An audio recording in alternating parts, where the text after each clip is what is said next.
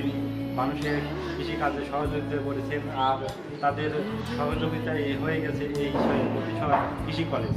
এই সেই কলেজ মাঠ, এই কলেজ মাঠের যে দেখতেছে চারিদিকে পানি আর পানি, এই পানির পাশে যদি একটা গ্রিলের ব্যবস্থা করা হয়, চারিদিকে বসার জন্য পরিবেশ করা হবে, আর এই মাঠটা আরও উঁচু করতে হবে যেন পানির বন্যার পানিতে যেন মাঠ নষ্ট হয়ে না যায়, ছেলেমেয়েদের খেলাধুলার সমস্যা হচ্ছে। আর বিশেষ করে এই কলেজে অনেক ছাত্র আর ছাত্রী আছে, এখানে সবাই পড়াশোনা করতেছে, ভালোভাবে পড়াশোনা যেন করতে পারে। আর এই পরিপ্রেক্ষিতে আমরা দেখতে যে কলেজের মাঠের ভিতরে পানি প্রায় হেঁটুর উপরে উঠে যেতে পারে, চারিদিকে মাঠটা ভরে গেছে পানি আর পানি। আর এই সময় অনেক কষ্ট, ছেলেপেলে যেন কেউ খেলতে পারছে না ভালো মতো করে ফুটবল, আর না পারতেছে ক্রিকেট, ছেলেপেলে সবাই বেকার ঘুরতেছে, অনেক নানান সমস্যার কারণে ছেলেপেলে নষ্ট হয়ে যাচ্ছে।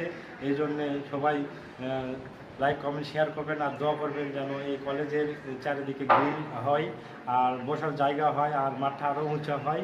এই পরিপ্রেক্ষিতে সবাইকে ধন্যবাদ। এখন আছি প্রতিশোধ কলেজ মাঠ প্রাঙ্গণে, বিল্ডিং 3 তলার উপরে আছি। এই সেই ভবন, সে যে ভবনে ছাত্রছাত্রীরা পরীক্ষা দেয় সেই ভবন এটা।